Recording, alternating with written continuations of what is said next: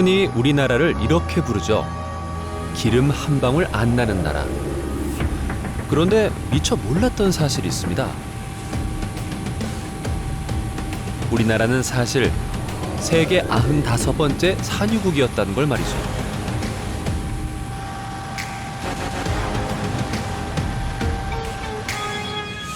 동해바다 한가운데 국내 유일의 천연가스 생산지. 얼마 전 17년간의 생산 가동을 멈췄습니다. 지하에 천연가스와 석유를 채굴했던 설비들.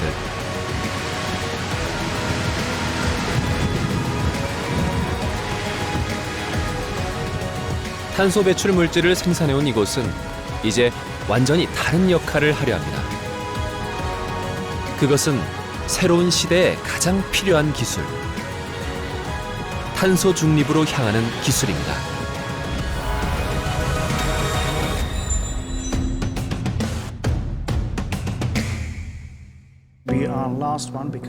전 세계 과학자들이 협력하고 있는 기후변화에 관한 정부 간 협의체 IPCC는 지구온난화에 대한 중요한 물음에 명확한 답을 내놓았습니다. 가장 이제 심각하게 논의됐던 건 뭔가 하면은 도대체 무슨 원인 때문에 이 기후 변화가 발생하고 있느냐. 이건 분명히 인간의 모든 활동 때문에 발생한 것이다. 거의 확정이 된 것이죠. 과학계에서는요. 강력한 증거 때문에 전 세계 195개 국가가 파리 협정이라는 기후 행동의 약속을 이제 할 수가 이제 있었던 것이죠. 지구 온난화를 막기 위해 세계 195개 당사국이 참여하는 파리 기후변화 협약이 체결됐습니다. 선진국 위주로 실행했던 온실가스 감축 행동을 전 세계 모든 국가로 확대했습니다. 먼저 약속한 것은 지구 온도가 1.5도 이상 올라가는 것을 막는 것. 그 실천 방안으로 제시된 것이 탄소 중립입니다. 온실가스 배출량이 더 증가하지 말고 그다음부터 줄어가지고서 2050년 0이 돼야 된다. 탄소 중립에 이제 경로를 발표를 한 거죠. 우리가 온실가스 배출하게 되면 플러스가 되는 것이고 나무나 이런 것으로 온실가스를 흡수하게 되면 마이너스가 되는 것인데 배출과 흡수 및 제거가 같아져서 0이 되는 그걸 탄소 중립이라고 이야기합니다. 230ppm 정도였던 이산화탄소 농도는 약 100년 전부터 급격히 올랐습니다. 현재 지구상의 그 평균 CO2 농도는 420ppm을 왔다 갔다 하고 있습니다. 지구상의 평균 CO2 농도가 450ppm이 되는 순간 이제 어떤 과학 기술을 이용하더라도 지구 온난화는 못 막는다라고 해서 이제 1년에 대략 한 1ppm에서 1.2ppm씩 계속 올라가고 있거든요. 이런 부분을 계산해 보면 2045년 그쯤 되면 이제 어떻게 보면 이제 폭탄에 터지는. 생각만 해도 끔찍한데요. 지금 당장 할 수 있는 방법이 없을까요? 배출 전에 그것을 이제 포집을 해가지고서 그다음에 이제 저장한 그런 거죠. 이산화탄소를 직접 포집하고 활용, 저장하는 CCUS 기술입니다.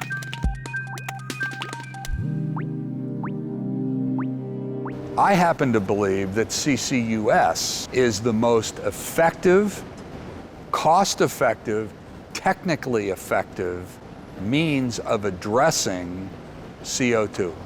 The International Energy Agency has recognized that between 15 to 20% of the emissions reductions required to meet climate targets must come from CCUS.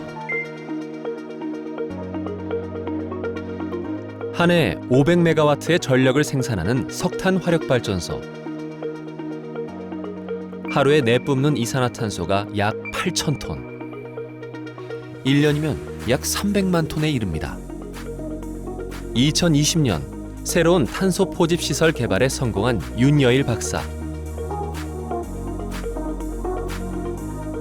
기술 개발 당시 설치한 설비입니다.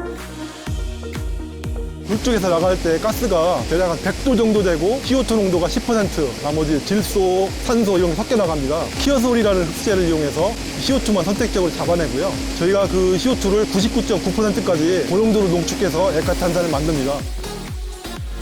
규모가 작은 실험용 설비인데도 하루 약 2.5톤의 이산화탄소를 즉시 포집하고 있는데요. 어떤 원리인지 한번 살펴볼까요?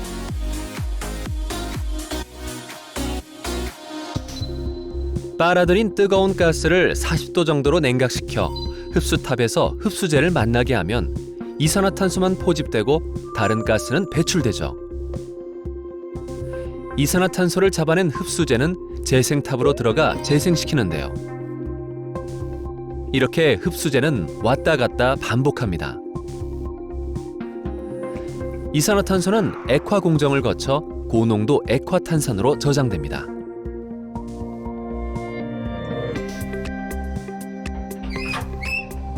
특히 효율이 높은 흡수제를 개발해 앞으로 더욱 경쟁력을 가질 만한 탄소 포집 기술입니다. CCS 기술이 먼저 아마 선봉장이 될 것 같습니다. 사용하는 에너지가 모두 다 신재생으로 다 바뀌었다. 차도 전기고 집에 쓰는 모든 것도 다 전기라고 하더라도 불가피하게 CO2가 나올 수밖에 없는 곳이 있습니다.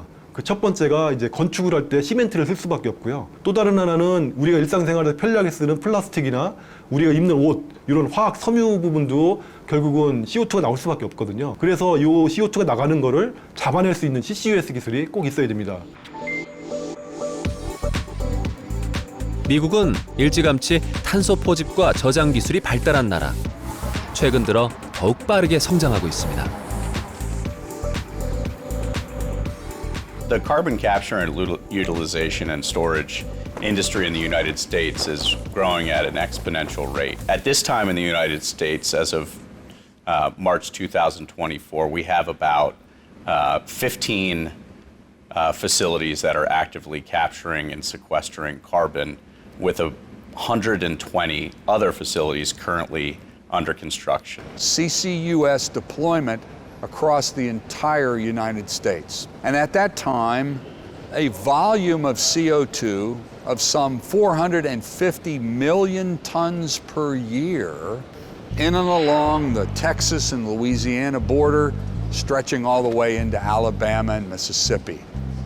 Major facilities using fossil fuels for oil and gas, petrochemicals, electric power, cement, steel, all industries. 이 지역의 또 다른 특징, 엄청난 석유 매장지라는 것인데요. 역설적이게도 석유 생산 과정에서 발달한 것이 탄소 포집과 저장 기술이었습니다. In 1972, the first commercial project that injected CO2 for enhanced oil recovery began in the oil field in West Texas. It's called Sack Rock Oil Field. And that's where, but their purpose then was not to do with the atmosphere. It was to use the CO2 as a solvent to produce oil. That field is still injecting and has about 100 million tons of CO2 in the subsurface.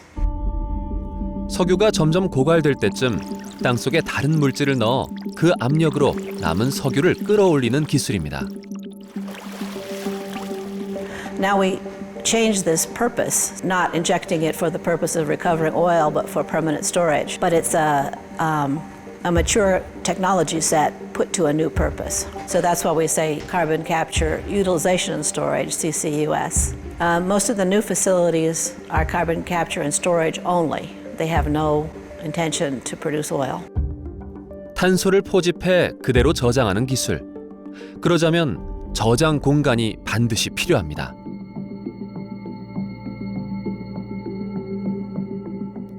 대량의 이산화탄소를 주입할 수 있고 영구히 보관할 수도 있는 깊은 땅속. 그런 곳을 어떻게 찾아내는 걸까요?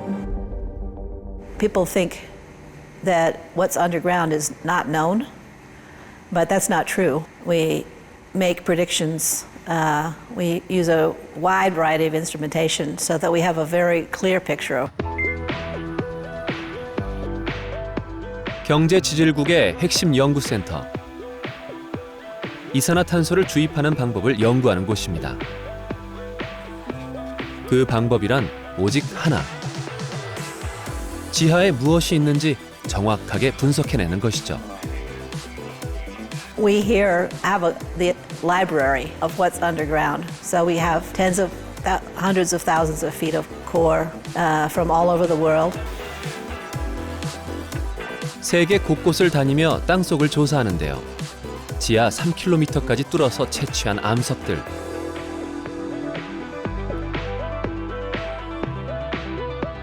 잘라낸 단면을 통해 암석의 내부를 분석하죠.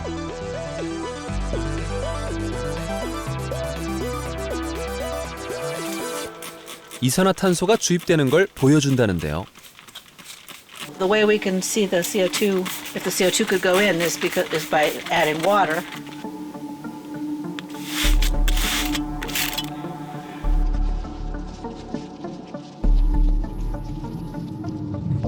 Into a slice, so thin you could see through it and look at it in a microscope. That's a sand grain, and you can see the spaces between the sand grains. That's where the fluids go. 이렇게 이산화탄소를 흡수할 수 있는 땅인지, 얼마나 흡수할 수 있는지를 알 수 있습니다. Looking at the core from Cranfield site in Mississippi, it's 3 kilometers deep. CO2 has injected into this 250,000 tons a year into this rock. 연구 결과 미국 전역에서 탄소 주입이 가능한 땅을 파악할 수 있었습니다. Here someplace. Right. I don't know. Like St. Andrews. The U.S. is very wealthy in ability to store CO2. So about half the U.S. had some ability to accept CO2, and about a quarter of the U.S. has pretty excellent opportunity to accept CO2. A lot of it is in the Gulf Coast. This is in Mississippi. It's part of the Gulf Coast, and then closer to the coast also is very excellent. 석유 매장지이면서 화석 연료로 인한 탄소 배출이 많은 지역. 이제는 탄소 포집과 저장 시설이 들어서게 됩니다. The U.S. has one of the biggest carbon burdens in terms of emissions. U.S. has recognized this, and through the Department of Energy has funded research, been a leader in terms of research for about 25 years. 이산화탄소 포집과 함께 저장 기술 또한 발달한 미국. 충분한 저장 공간이 있었기 때문인데요. 그렇다면 국토가 좁은 우리나라는 어떻게 해야 할까요? Offshore, underneath the sea, but don't despair. Korea will have an opportunity in the sea.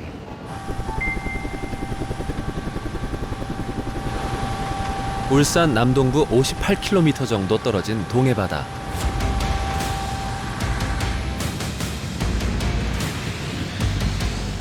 이산화탄소를 저장할 수 있는 곳이 있습니다. 이곳은 대체 어떤 곳이었을까요? 국내 최초의 가스전입니다. 대한민국이 세계 95번째로 산유국에 들어간 바 있습니다. 지금은 가동을 멈춘 채 재탄생을 준비하고 있는데요. 생산이 종료된 동해가스전을 활용해서 온실가스의 주범인 이산화탄소를 저장하는 저장소로 활용할 계획입니다. 최대 저장 용량 1,200만 톤. 울산, 부산 지역의 발전소에서 포집한 이산화탄소를 이곳에 저장하는 거죠.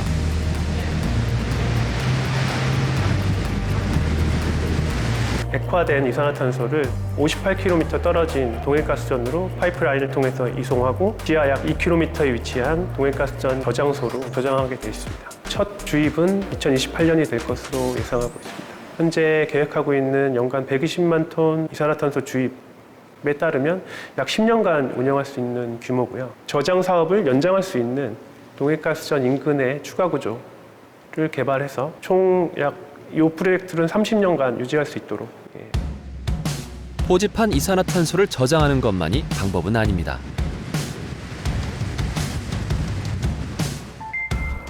유용하게 활용할 수도 있죠. 이 공장은 바로 옆 석유 정제 공장에서 배출된 가스를 가져오는데요. 이산화탄소만 골라 농축시킵니다.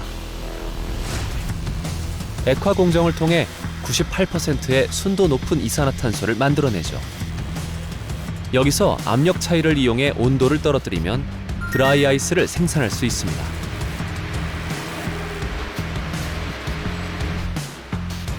그리고 마지막 종착지, 저장 탱크입니다. 3,700톤의 저장 능력을 가지고 있으며 20톤짜리 이동 탱크에 저장, 운반하여 전국의 산업 현장으로 공급을 하고 있습니다. 액화된 이산화탄소를 이동 탱크로 조심스럽게 옮깁니다.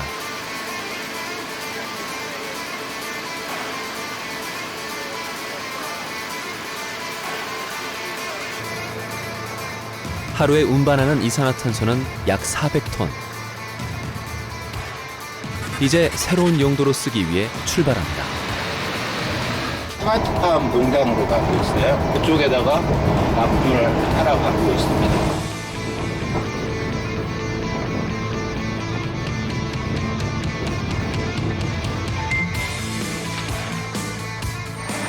대규모 스마트팜에 도착했습니다. 농장 옆에 설치된 저장 탱크가 꽤 커 보이는데요. 운반해온 이산화탄소 3톤 정도를 주입할 예정입니다.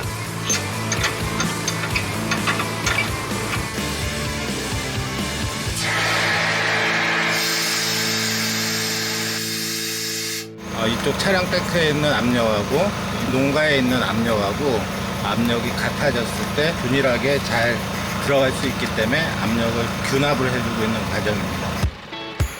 그럼 이산화탄소는 농장에서 어떤 역할을 하는지 한번 가볼까요? 전체 규모 0.5헥타르, 그러니까 1,500평 규모의 농장. 오이, 토마토 등 농작물의 작황은 늘 일정하게 좋은 편입니다. 열흘에 한 번 3톤에서 5톤 정도의 이산화탄소를 공급해준 효과죠. 지금 여기 이제 온실에 도착하는 이게 파이프입니다. 탄산가스는 저희가 세팅한 농도 값에 맞춰서 그 이하로 떨어지게 되면 자동적으로 밸브가 열려서 공급되게 됩니다. 모든 게 환경제어 시스템을 통해서 자동으로 진행이 돼요.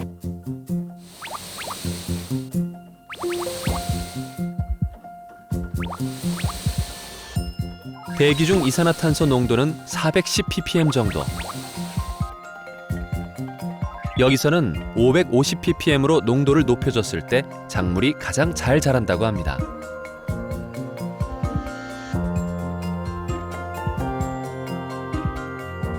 저희는 탄산가스를 비료로 불러요. 비료라는 거는 많이 쓸 수도 있지만 적정량을 쓰는 게 가장 효율적이거든요. 저희는 탄산가스를 적절한 비율로 계속해서 공급하면서 식물 자체는 활력적으로 더 강하게 키울 수 있고, 탄산가스는 어떻게 보면 배출된다고 표현되는 그런 부분이 많은데 저희는 그걸 흡수하고 있거든요. 그런 부분에 있어서 저에게는 이제 자원으로 활용되고 있습니다. 이산화탄소의 의외의 활약, 여기서 그치지 않습니다. 또 다른 생산 현장에 도착했습니다. 자동차 부품을 생산하는 공장. 역시 한쪽에 이산화탄소 저장 탱크가 있네요.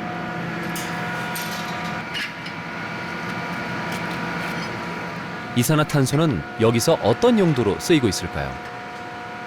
지금 아크 용접으로 지금 진행하고 있는 상황입니다.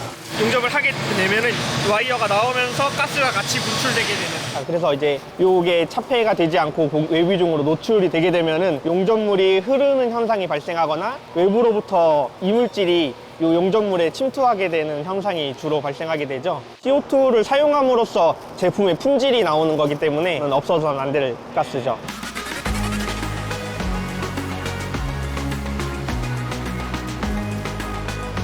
이게 없으면은 시작조차 할 수가 없기 때문에 밥심 이런 느낌으로 부르고 있습니다. 포집한 이산화탄소는 더 이상 지구 온난화의 주범이 아닙니다. 대체 불가의 귀한 자원이 될 수 있으니까요.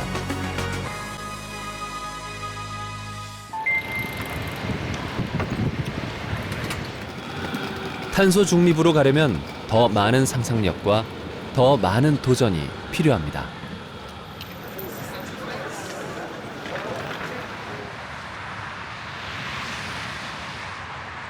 자동차에 석유가 아닌 다른 연료를 쓸 수는 없을까요?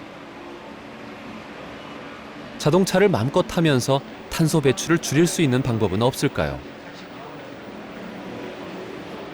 아, 전기차가 있지 않냐고요?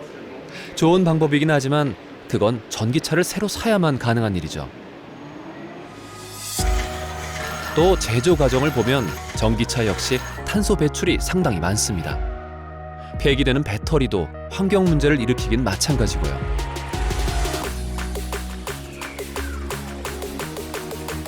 그런데 자동차 연료만 바꿔도 가능하다고 하는 이들이 있습니다. The main benefit of e-fuels is that it can be used in existing cars without making any changes. On one hand, it's really exciting because you have fuel in the car which is made out of renewable energy, water and carbon dioxide, which ideally comes out of the atmosphere.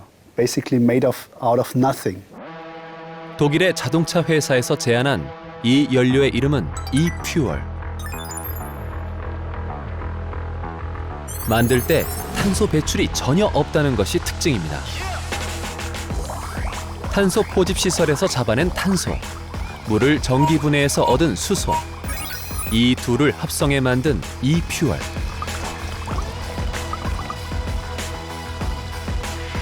그렇다면 그 성능은 어떨지 궁금한데요. e-fuel을 주입한 자동차를 타고 도로로 나가봤습니다.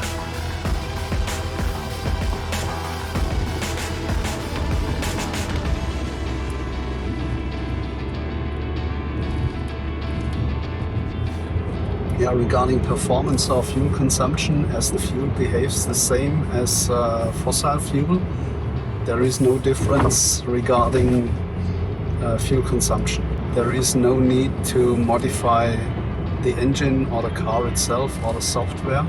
You just can use the fuel and immediately reduce the CO2 footprint. 하지만 e-fuel은 아직 실험 단계에 있습니다.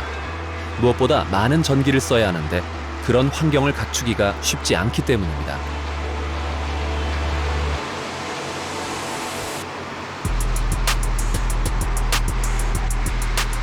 We need lots of energy and therefore we need to go there where energy is cheap. And this is, for example, not Germany. Sufficient energy to produce these e-fuels in a big amount. And this is also a reason why we choose Chile, the southern part of Chile, as the place, the location for the pilot plant, because there we have this renewable energy and there is no other industry that needs this energy. 연료를 바꾸는 것만으로 내연 기관차를 탄소 중립차로 만들 수 있는 기술. 실제 사용하기까지는 좀 더 시간이 필요할 것 같은데요. 얼마 전 기술 개발을 좀 더 서둘러야 할 이유가 생겼습니다. 유럽연합이 발표한 새로운 규제 정책 때문입니다. This legislation sets as an objective is that all new cars that are sold in Europe from 2035 will have to produce zero emissions. Now, if you look at the market technology developments at the moment, that realistically means that most of those cars are likely to be electric.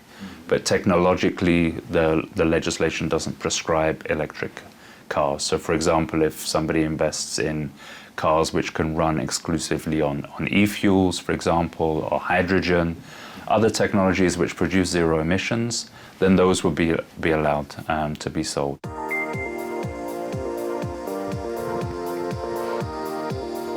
자동차 생산 강국인 독일. 유럽연합의 조치가 있기 전부터 탄소 배출 없는 합성 연료에 대한 연구를 해왔습니다. 이 대학에선 직접 e-fuel 생산 설비를 갖추고 10년 넘게 다양한 실험을 하고 있는데요.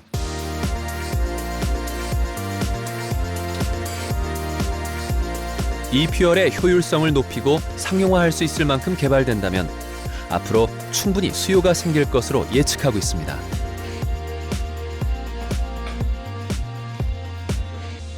Verschiedene andere. In der Europäischen Union ist der Beschluss, dass ab 2035 nur noch Fahrzeuge zugelassen werden können, die kein CO2 mehr ausstoßen, sowas. Und da würde im Prinzip ja ein E-Fuel eine Möglichkeit sein. Aber das ist letztendlich noch nicht. 생산 과정에서 탄소 배출이 전혀 없는 E-퓨얼. 하지만 완전한 탄소 중립을 이루려면 해결해야 할 과제가 있습니다. Würde man allerdings mit dem heutigen Netzstrom diese E-Fuels herstellen, der ja noch nicht CO2-frei ist, dann hätte man auch, weil man relativ viel Strom braucht, vielleicht sogar einen höheren CO2-Fußabdruck. Das heißt, es ist ganz wichtig, sich zu überlegen, wo kommt der Strom her? Ist der wirklich CO2-neutral? Das heißt, ich brauche entweder erneuerbaren Strom aus Photovoltaik oder Windenergie oder auch Kernenergie, Strom. 한편 무거운 전기 배터리를 쓸 수 없는 곳에선 액체인 E-퓨얼이 확실히 유용합니다. Es wird einen sehr guten positiven Beitrag haben. Bei der Luftfahrt ist noch ein Punkt wichtig. Da gibt es einen Nicht-CO2-Effekt über die Kondensstreifen, die 2025년부터 유럽에서 이륙하는 모든 항공기는 탄소 절감 연료를 혼합해 써야 합니다. E-퓨얼도 여기에 사용됩니다. Comment aussi pour l'aviation, on va utiliser des nouveaux carburants, ce qu'on appelle les Sustainable Aviation Fuel. Donc là, on a des gros programmes. Il y a soit les biocarburants, et là, il faut mobiliser de la biomasse, et la biomasse, c'est pas infini. Donc la source potentielle des biocarburants pour l'aviation, elle est limitée. Et puis, il y a ce qu'on appelle les e-fuels, donc la combinaison entre de l'électricité décarbonée et puis de l'hydrogène et puis du carbone. 계획대로라면 탄소 배출을 최대 80%까지 줄일 수 있습니다. Our understanding of the way the market will develop is that it probably makes more economic sense for the bulk of road transport to go to electric vehicles. And that these synthetic fuels, e-fuels, will be more beneficial in aviation or in maritime because those are sectors where it's harder to electrify.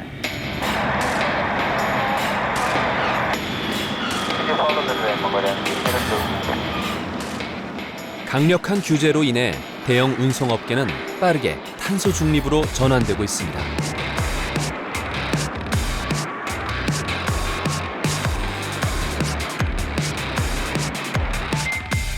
우리나라도 예외일 순 없죠.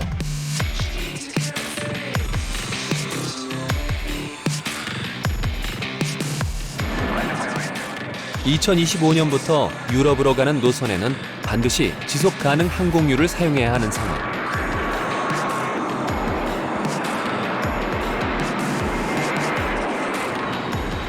지난해 9월 국내에서 처음으로 시범 운항을 실시했는데요. 화석 연료가 아닌 친환경 연료를 주입한 최초의 운항이었습니다.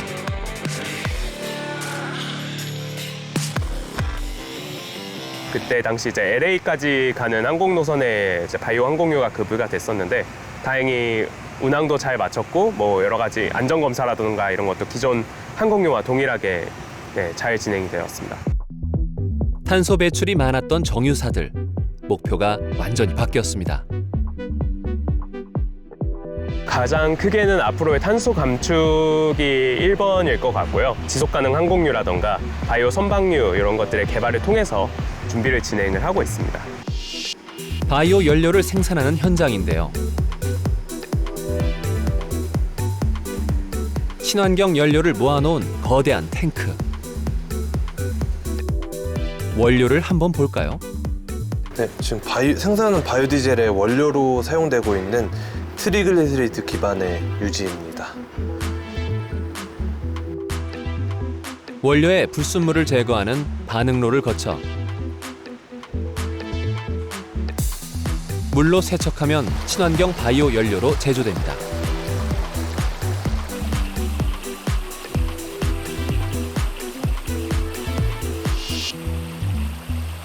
현재 저희가 여러 선사에 판매하고 있는 바이오 선박류의 경우는 폐식용유 기반의 바이오 디젤 30%와 이제 기존 선박류 70%를 블렌딩을 해서 이제 판매를 진행을 하고 있고요. 한 24% 정도 이제 탄소 감축 효과가 있다고 생각하고 있습니다. 급유선이 왔습니다. 대형 선박에 연료를 배달하는 급유선. 최근 들어 바이오 연료 배달이 많아졌습니다.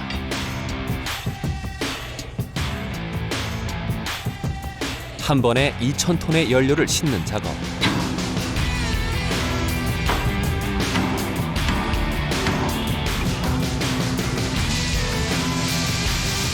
앞으로 수출용 선박들은 국제해사기구의 탄소 배출 규제에 맞춰 더 자주 친환경 바이오 연료를 사용하게 될 겁니다.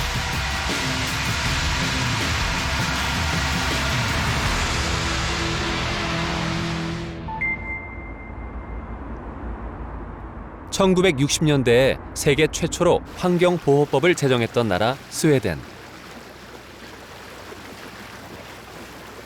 전기 사용량의 60%를 재생에너지를 통해 공급하는 대표적인 친환경 국가.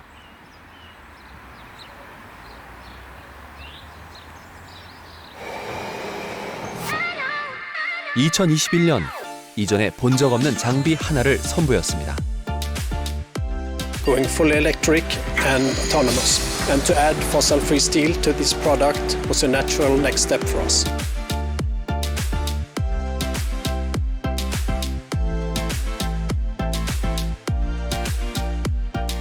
(9개월) 후 한 번 더 진화된 무탄소 철강 장비를 생산해 판매 실적을 기록합니다.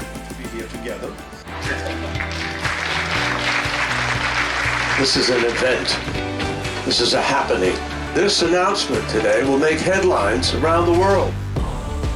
이 자리에는 무탄소 철을 생산한 철강 회사도 참석했죠. And we're very proud to have been able to develop this. We don't produce it commercially in an industrial level yet, but we have been able to develop to deliver about 500 tons to our customers already, which proves that the technology works. Wow. 건설 장비 생산업체와 철강 회사의 오랜 협력의 결과였습니다. In 2021, during June, we achieved a very satisfactory result of producing this first lots of fossil-free sponge iron.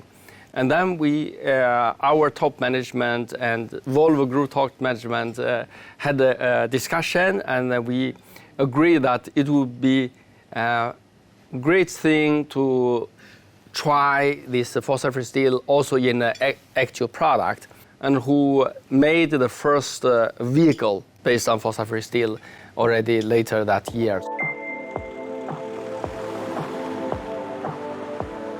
실험에 성공한 후 기존의 생산 공정에서 점차 탄소 배출 없는 공정으로 바꿔나가는 중입니다.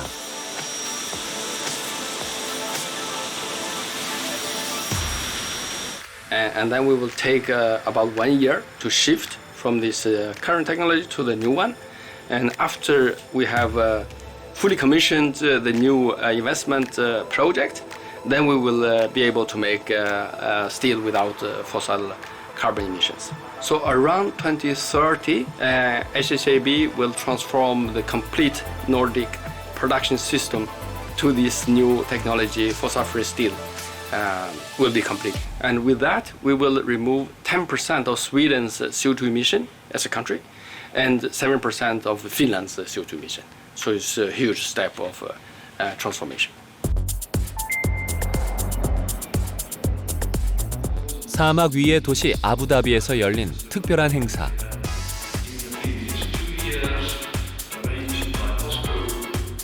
전 세계 철강 업계에서 300명 가까이 참석한 국제 컨퍼런스. 철강 생산의 탄소 중립 기술이란 주제로 한자리에 모였습니다. Steel is responsible for around 8 to 9% of the global carbon emissions. And it's the biggest emitter from all the industry. So it's very logical that steel sector decarbonization plays an essential role for the global climate progress procedure. But I think if you look at the world globally and you look at the transition, I think steel is going to be the material which makes the decarbonization of the world economy possible. 발표된 기술 중에 우리나라 철강 기업의 기술이 크게 주목받았는데요. 수소를 활용해 탄소 배출을 줄이고 특히 값싼 원료를 가져와 고급 철강을 만든다는 점에서 뛰어난 기술로 인정받았습니다.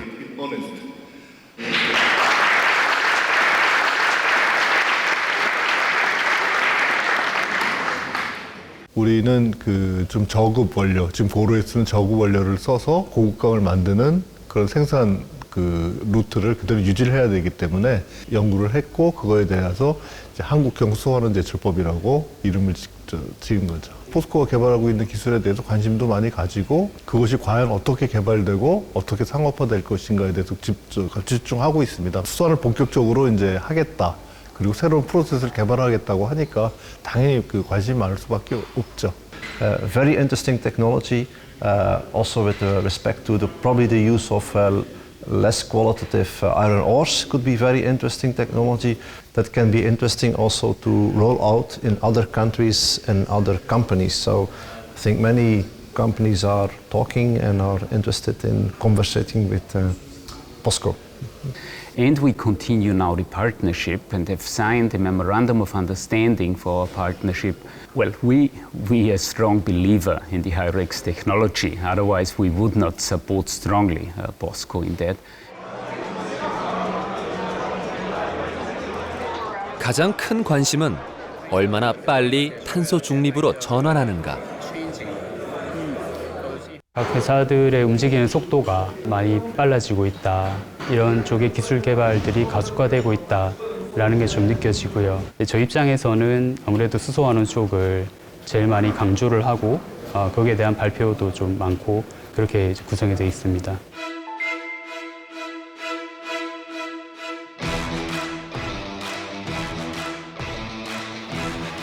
하루에 약 10,000톤의 철을 생산하는 대규모 제철소. 이곳은 지금 탄소 배출 제로를 향해 전환을 시작했습니다. 고로로 대변되는 샘물 제조 방식을 벗어나서 석탄을 수소로 완전히 대체함으로 해서 CO2 발생 없이 샘물을 생산하는 그런 방식으로의 이제 전환이라고 볼 수 있겠습니다. 기존의 철강을 만드는 방식을 보면 주 원료인 철광석을 석탄과 함께 뜨거운 용광로에 녹여서 산소를 제거해 철을 얻게 됩니다. 이때 이산화탄소를 발생시키죠. 여기서 석탄을 사용하지 않으면 어떨까요? 대신 수소를 사용하면 산소와 수소가 반응하면서 이산화탄소가 아닌 물만 나오게 됩니다. 이산화탄소 발생 없이 철을 생산할 수 있는 것이죠. 수소를 쓰게 되면은 배출되는 가스에 함유된 것은 물밖에 없습니다. 대기로 배출되는 CO2가 전혀 없어지는 그런 청정 제철소가 될 수 있을 것이라고 생각을 하고 있습니다. 또 한 가지 특징은 원료 사용입니다. 철을 만드는 원재료 철광석. 가루 철광석을 가공 없이 직접 사용하는 건데요. 유럽의 경우 철광석을 덩어리로 만드는 과정이 필요하지만 이것을 생략할 수 있죠.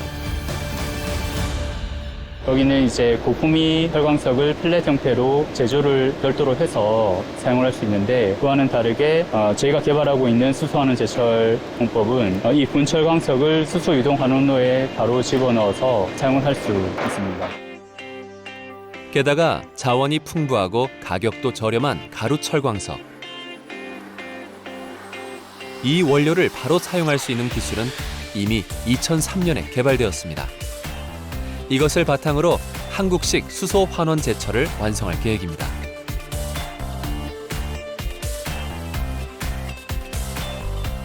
탄소를 배출하는 용융로는 전기로로, 석탄은 수소로 전환하는 것이죠. 그에 맞는 조건을 최적화하고 정확도를 높이기 위해 끊임없이 연구 중입니다.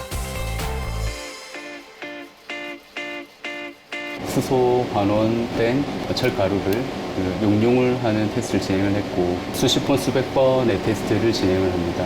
제가 궁금한 부분들에 대한 테스트를 수행을 하고 그리고 그 결과를 확인을 하고 그 결과를 바탕으로 수소환원 제철의 설계를 업그레이드해 나갈 수 있는 그런 귀한 데이터를 얻는 곳이라고 할 수 있습니다. 열정을 쏟은 만큼 점차 완성을 향해 가는 수소 환원 공법. 목표는 2030년 실제 상용화입니다. 연간 수십만 톤 규모의 시험 설비를 구축을 해서 2030년 전까지 상용 규모의 수소환원 제철 기술 개발을 완료를 하는 것을 목표로 연구를 수행하고 있습니다. 50여 년간 해온 제철 방식을 바꾸고 탄소 중립 시대에 맞게 큰 전환을 시작한 사람들.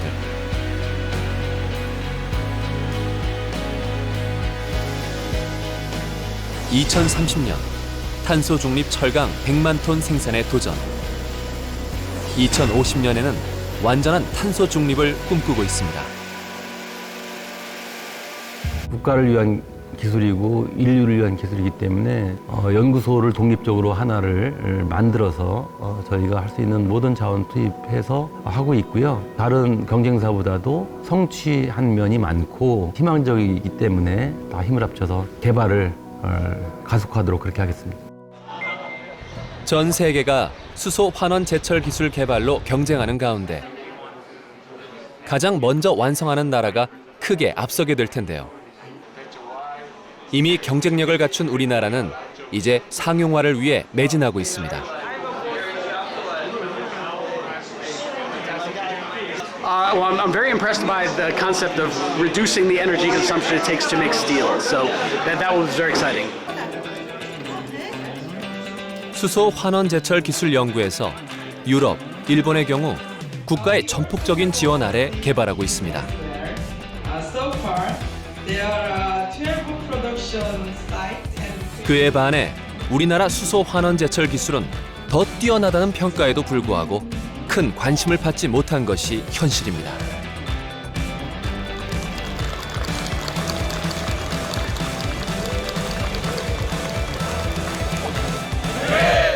철강회사가 철 다배출 업종으로 이제 여겨지는 것, 특히 한국은 GDP의 30% 수준이 제조업 기반입니다.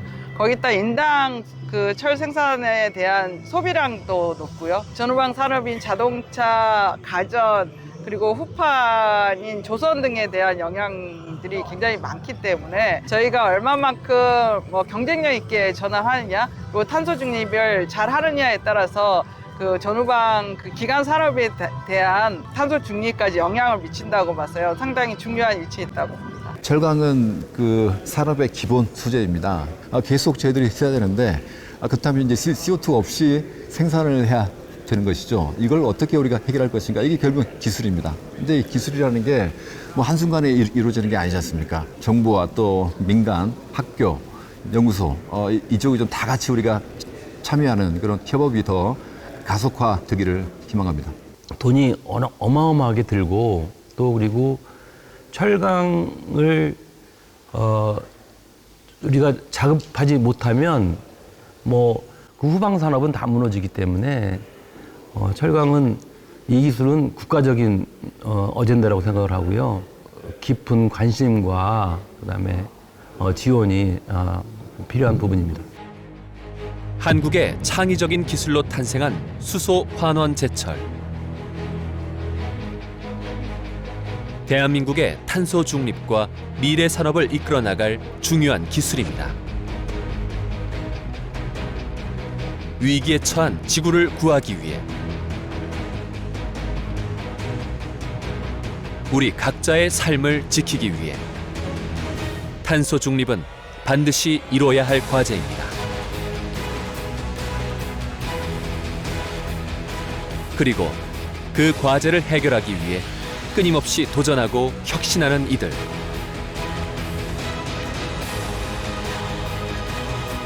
우리 모두의 미래가 걸려있기에 더 많은 지지와 지원이 따라야 할 것입니다.